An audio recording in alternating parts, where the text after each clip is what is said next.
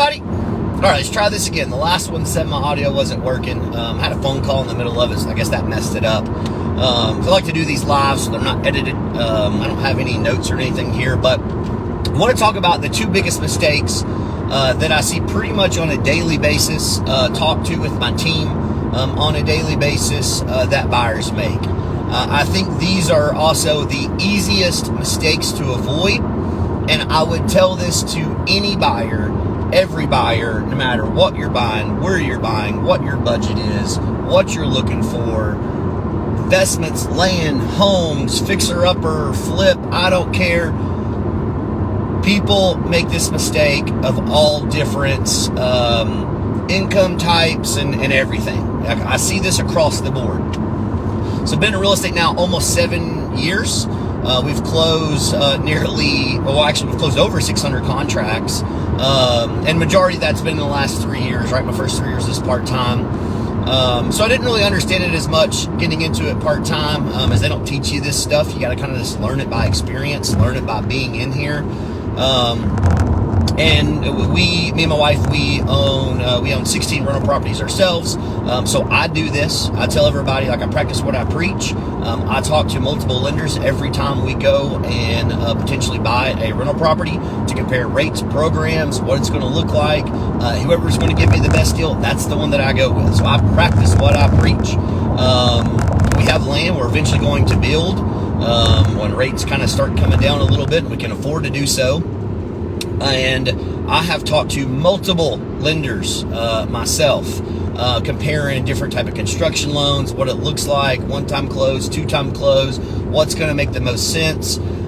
So I want to get into these two mistakes. These are, again, so easily avoidable. You don't even got to do anything. All you actually got to do, that didn't make any sense. You don't got to do anything. All you got to do, you got to do minimal effort. You got to give minimal effort here. I'll say that.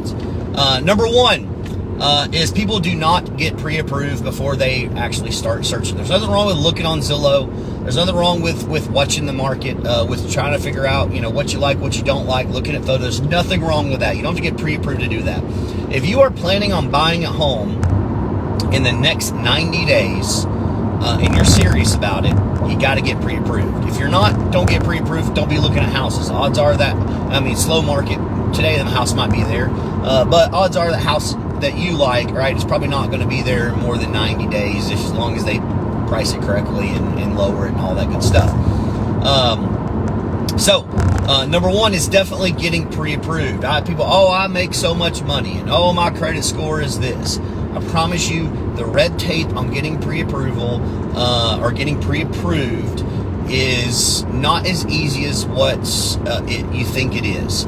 It wasn't for me when we bought our house, and that was pre-real estate. It was a very humbling experience, and that's really what made me, I'll say, kind of like nerd out and learn the whole lending game. I'm not a lender, but I almost would guess I probably know as much, if not more, about loans than somebody who's like a day one loan officer. I know the game. I know the differences. I know typical credit requirements for most loans. I know debt to income typical requirements. I know how to look at your tax returns to know what you're going to be approved for to give you a good estimate. I know based on the pricing of the house what your probably estimated loan type is based on, or estimated monthly payment is. I know all that. I can give you a lot. However, none of it means anything. By my opinion, you have to get that pre-approved.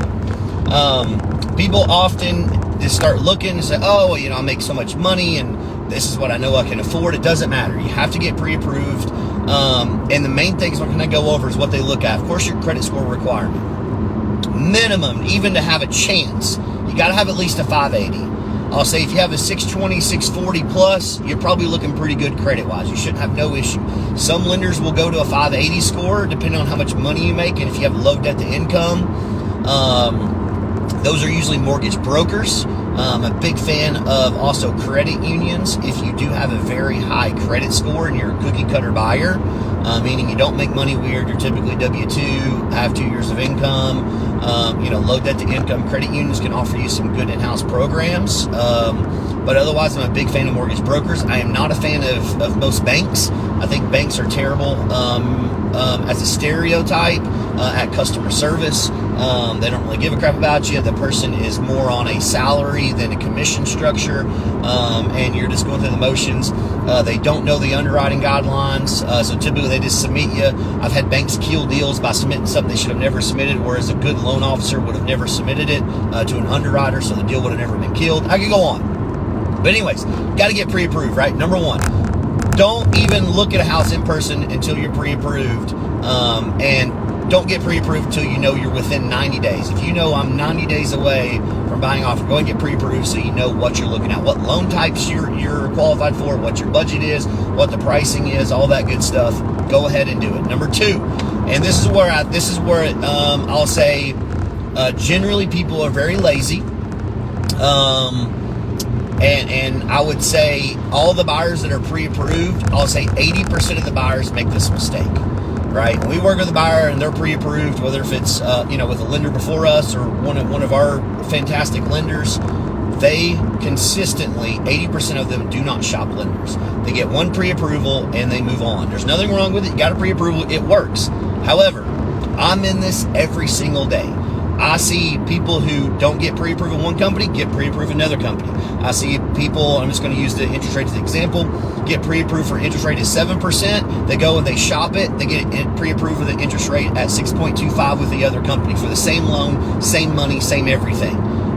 People, when you don't shop your loans, I'm telling you, rates, programs, approvals, loan types, the difference of the skill set and experience of the loan officer matter tremendously. Could not tell you how many times I've seen people take exit 355 for Lonville Road. 2 miles, okay. Come to me and we go and they talk to their bank. Bank don't give them pre-approval. They kind of tell me their situation. I'm like, well, that don't sound right? Because they want cookie cutter stuff for the most part, right? Inexperienced lenders want cookie cutter. I've got deals going right now with inexperienced lenders, and my people are like, Steven, what's going on? I'm having to get on three-way conversations to tell the lender how to do their job. Not exaggerating this. Literally just happened to me within the last 10 days on the phone with a lender, going through scenarios on things that she could do, should do, can do on how to make this deal happen. And sure enough, right, didn't even think of this stuff, but having done so many contracts, kind of know the game pretty well. When you don't shop, right, I feel like you're losing out on thousands and thousands of dollars in interest and just comparing, right? It doesn't cost you anything. And when people say one of the biggest myths of being in this industry and in the insurance industry, not the side note insurance, but anytime you're shopping insurance quotes, it is not a hard credit pull. It does not affect your credit whatsoever on insurance at all. Now, your insurance quote and what you pay does reflect a lot of times your credit score. It does, but it is a soft pull. It's like going to Credit Karma and seeing what your credit is. It's not a hard pull. Now, when you're doing a mortgage pre-approval, yes, it is a hard pull. However, really, if you do it all within, let's just say, that same 3-day window, right, it's not like it's going to affect your credit. I see people all the time. They're like, I don't want to do this. It's going to hurt my credit. Do you know what your credit is today? No. So what does it matter, right? If you know your credit, especially higher than, let's just say 620, it doesn't matter, people. Like, your credit's going to go back up. I look at my credit. I don't care. My credit's probably... Take the ramp to Lonville Road, then turn left onto Lonville Road. All right, left up here. My credit's, I think, today at like 840. And one of the dings, because I have a monitoring system on my stuff, one of the dings that I have as far as like, hey, why isn't your credit score higher? It says because I've had too many inquiries on my credit.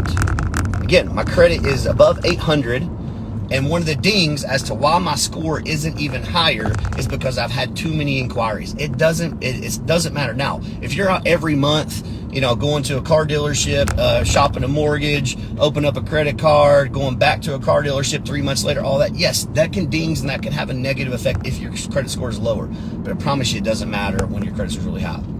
But two biggest mistakes. Again, I go down rabbit holes. I get rant because I'm very passionate about this stuff because I just know it costs people so much money, or it can save them so much money if they would just do these things, so much time and money.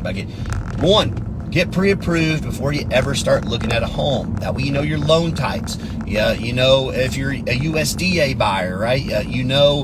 hey, you can get approved. All right, so we know we can look at rural areas. We know we don't need to be looking in downtown Knoxville because USDA or Oak Ridge, it doesn't work there. But however, it's a great loan, all right? No down payment. And then shopping people. I've had so many people come and like, oh, you know, I only got approved for conventional over here, but because conventional, again, is arguably worse terms than an FHA for the most part of a lot of first-time buyers. You can go and shop another lender who might be able to get you approved for FHA and reverse it, right? Oh, I can't get approved for conventional over here. Well, if you go to another one, right, you want to buy a house that's a little bit of a fixer-upper, you might be able to go to another lender who can get you approved for their conventional program. I mean, geez, you could call, anybody calls me, anybody in life, when I meet new buyers all the time, I tell them about these two biggest mistakes. I tell them about it. I can give you countless examples, and they still make these two mistakes almost repetitively, like 80% of the time, especially people who are pre-approved. They don't shop. I'm telling you, take the extra 10, 20 minutes, fill out 2 or 3 applications. I always tell people, go to 2 or 3 mortgage people, at least compared to, I'm going to do 3 personally. I think it told me to go here. Yeah, and that's when I'm practicing what I preach. I'm not lying. Again, my credit score, I can pull it up, I can screenshot it where it says, why is your credit not higher? Oh, you've had too many inquiries. Well, my credit's above 800. It's fine. But as always, if you ever got questions, real estate insurance, let me know. I figure I just want to share with this. I've not kind of hit on this subject in a minute, because I think come tax season 2025, there's going to be a lot of buyers starting to enter the market and come back in where they're just kind of sitting on the sidelines now. So I want to kind of prepare you for things to do. Your destination is don't on make the those left. 2 mistakes. Holla.